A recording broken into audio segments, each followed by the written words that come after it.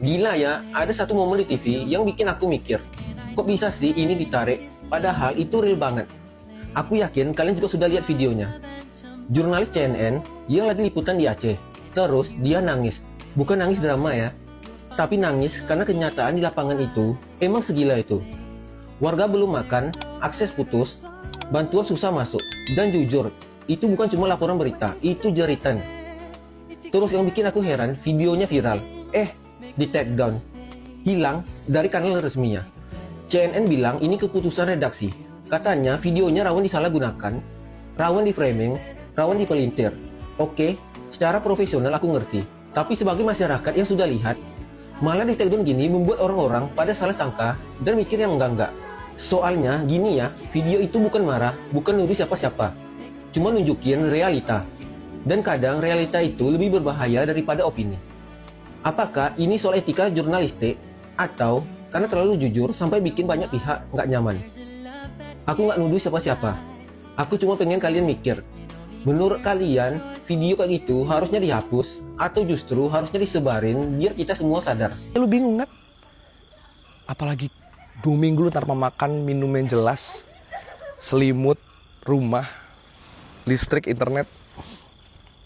Jadi kalau ada orang teriak-teriak merdeka, Pak, rasa-rasanya nggak berlebihan karena yang mereka minta adalah kemerdekaan pribadinya. Jadi jangan Bapak ambil kesimpulan bahwa yang marah ini adalah antek-antek asing, Pak. Enggak.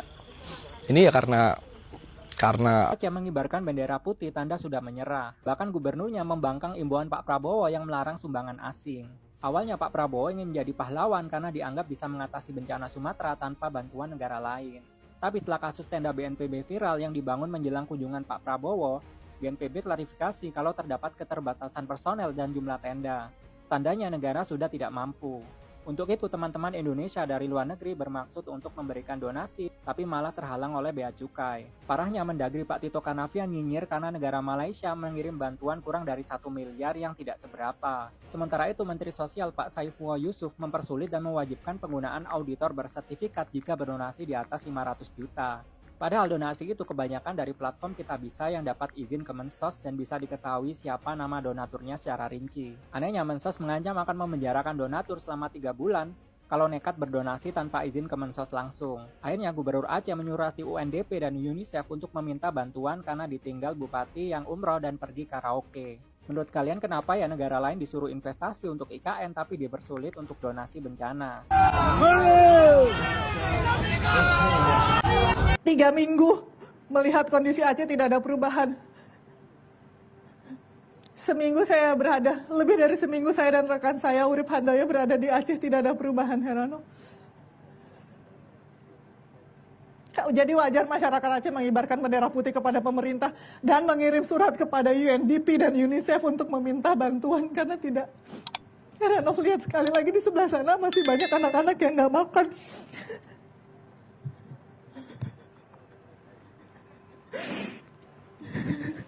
Erin, terima kasih. Tetap semangat di sana. Ini mungkin live terakhir saya di Aceh dan dari tadi kami dititipkan pesan sebagai jurnalis agar bisa memberitakan yang sebenarnya soal Aceh dan ini berat buat kami, Heranov. Oke. Teman-teman alerta karena tidak ada yang baik-baik aja sampai hari ini yang kemudian terjadi akibat bencana ekologis di Sumatera. Kita semua tahu bahwa per saat ini bendera putih telah dikibarkan di Aceh, yang artinya tidak ada situasi membaik di Sumatera, sebagaimana yang dikatakan oleh Presiden Prabowo Subianto, yang artinya bahwa hari ini teman-teman kita yang ada di Sumatera masih membutuhkan kita. Tebak-tebak di negara mana pemimpinnya alih-alih warganya sedang menderita, hilang ruang hidup, hilang keluarga, ratusan jutaan, tapi malah sibuk untuk kemudian mikirin membuka lahan sawit di mana lagi ya, kayaknya sawit ini bagus dan lain sebagainya. Apakah kita warga Indonesia mendengarkan permintaan maaf dari seorang Bapak Prabowo Subianto atas berbagai macam ucapan-ucapan kontroversialnya? Kita semua tahu tentang bagaimana kemudian luasnya, banyaknya bisnis seorang Prabowo Subianto. Pak, Bapak tahu nggak sih kalau misal akibat dari bencana ekologis ini yang disebabkan oleh kerusakan lingkungan yang luar biasa, yang kita juga tahu bahwasanya bisnis Bapak ada di sana. Ini nggak cuma ngomongin tentang bagaimana kemudian ribuan korban yang meninggal dunia dan masih bertambah, ratusan yang masih hilang, jutaan yang kemudian terdampak, tetapi juga tentang ruang hidup mereka, tentang hak dasar mereka yang juga hilang dan juga lenyap, Pak. Ratusan bayi mereka kelaparan, minum gizi, minum susu, ribuan sekolah itu lenyap dan artinya akses pendidikan juga tidak akan bisa. Bapak tahu nggak kalau misal hari ini para mafia-mafia tanah yang kita nggak tahu mereka siapa, mereka sedang berburu tanah, bahkan di tengah kita melihat bagaimana kemudian dampak bencana alam yang sangat luar biasa. Karena gue pribadi jadi ragu sama pemerintahan hari ini. Kenapa? Karena alih-alih harusnya dengan rasa kemanusiaan mereka benar-benar peduli dan memprioritaskan apa yang terjadi di Sumatera, karena itu bukan hanya sekedar angka, itu adalah manusia, alam, dan juga ruang hidup. Kita malah melihat bahwa mereka yang ada di atas sana malah sibuk memperdebatkan soal istilah. Bapak Prabowo Subianto malah sibuk untuk kemudian menyalahkan asing, malah sibuk untuk menyalahkan rakyat, malah sibuk untuk mempertanyakan ini tidak pantas untuk sebagai bencana nasional, padahal udah jelas-jelas ratusan korban, ribuan jutaan ruang hidup yang kemudian hilang sampai hari ini. Para pejabatnya malah sibuk untuk pencitraan, para pejabatnya malah sibuk untuk kemudian menjilat, ngomong kalau semisal 90% listrik udah menyala, padahal faktanya kita melihat dengan cukup sangat nyata bahwa di Sumatera masih gelap gulita. Sampai detik ini, sampai saat saya berdiri ini dan Bapak wawancara saya, lampu belum ada hidup. Satu, tenda. Tidak apa-apa, walaupun di sini warga udah bangun rumah, bangun posko yang banyak, warga bantu warga, Bapak mendirikan satu tenda. Pahlawan. Kalau listrik sempat nyala kemarin saat Prabowo datang. Iya, sempat nyala. Saat Presiden datang. Iya, Tapi setelah itu mati lagi. mati lagi. Oke. Jam 10 malam terakhir. Salam. Kita tidak boleh tebang pohon sembarangan. Ya, mudah-mudahan. Dengerin pidato sekelas presiden seperti ini, aku rasanya muak. Kayak lagi dengerin guru ngajarin murid-muridnya. Ini kata-kata seperti ini, aku denger itu waktu aku dulu masih SD ya, sekitar 35 tahun yang lalu. Sekarang kepala 4 ya, aku masih dengar seorang presiden, jangan menebang pohon sembarangan. Kita harus menjaga lingkungan kita. Itu nggak perlu lagi. Pak Prabowo nggak perlu ngomong-ngomong seperti itu lagi sekarang. Masyarakat itu tahu, bukan nggak tahu nggak boleh menebang hutan sembarangan.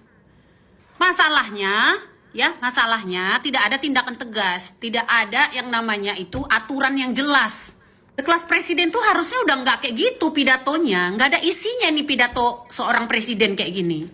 Presiden harusnya udah tinggal memerintahkan semua kepala-kepala daerah untuk mengecek itu perusahaan-perusahaan mana yang menyebabkan kerusakan hutan itu. Apakah perusahaan Bapak sendiri ataukah perusahaan-perusahaan yang lain? Muak lama-lama nih ngelihat para pejabat-pejabat di Indonesia ini sekarang dari level-level presiden aja kayak gini nggak tegas tindakannya. Nih, aku masih paspor Indonesia ya, jadi jangan kalian bilang kalau sudah nggak tinggal di Indonesia nggak berhak komentar. Aku masih pembayar pajak sampai saat ini ya. Muak aku ngelihat di negara kita ini. Nggak ada yang jelas, pemerintahnya nggak ada yang jelas. Menteri sosialnya juga nggak jelas. Kemarin ada influencer yang mengumpulkan donasi untuk korban banjir. Malah disindir-sindir. Nggak ada kualitasnya guys.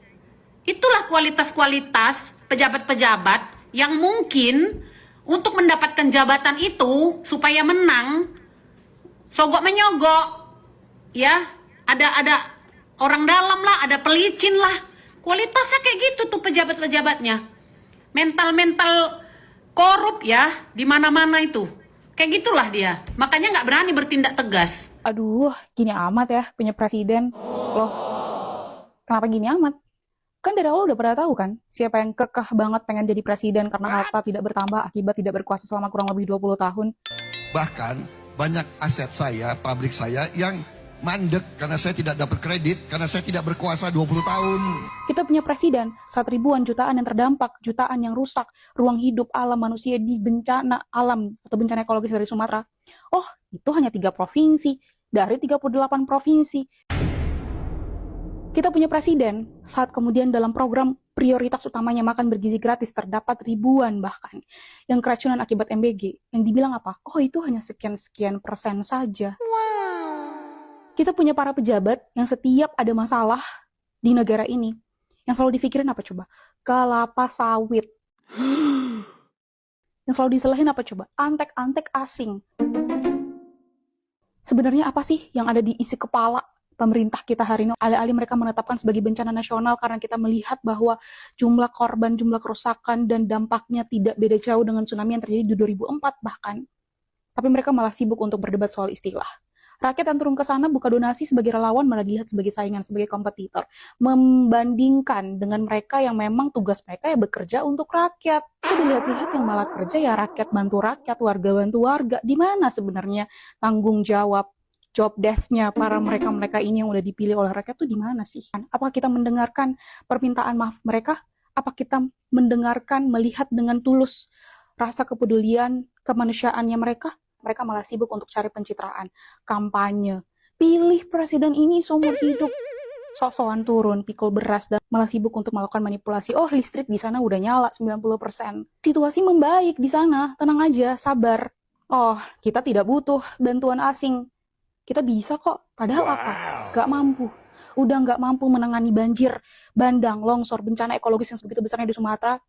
Udah gagal dengan proyek food estate, deforestasi segala macam yang terus saja digaungkan, tapi apa? Gak pernah belajar. Yang terjadi, gue mau buka lagi, gue mau ngakuin. Coba kalian pikir-pikir lagi. Di Agustus kemarin, 12 teman-teman kita meninggal hanya ingin bersuara, menyampaikan aspirasinya kepada pemerintah yang selalu saja menghadirkan kebijakan yang ngawur, dar-der-der, dan lain sebagainya, yang pada akhirnya juga ngerugiin siapa kita.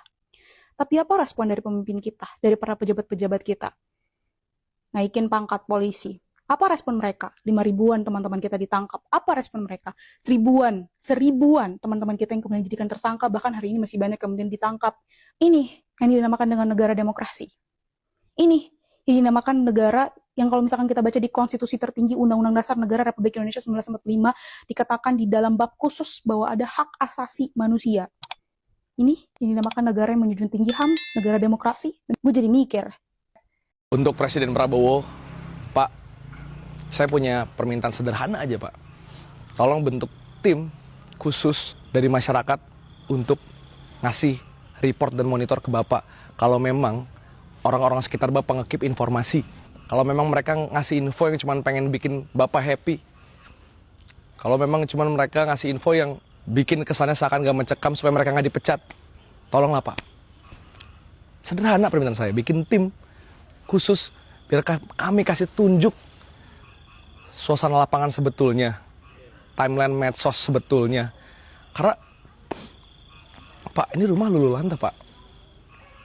Orang 14 hari hidup tanpa listrik begini, coba lihat. Ini salah satu desa aja di Aceh Tamiang, ini belum ngomongin Aceh Tengah, Aceh Timur, Aceh Tenggara. Coba lu, rakyat Indonesia, lu masyarakat bayangin lah, kalau lu di rumah lu sekarang, kayak gini nih, 14 hari, dan ini tuh 2 minggu kayak gini loh. 2 minggu. Cuy, lu 3 jam internet lu mati aja lu bingung kan? Apalagi 2 minggu lu tanpa makan, minum yang jelas, selimut, rumah, listrik, internet. Jadi kalau ada orang teriak-teriak merdeka, Pak, rasa-rasanya nggak berlebihan. Karena yang mereka minta adalah kemerdekaan pribadinya.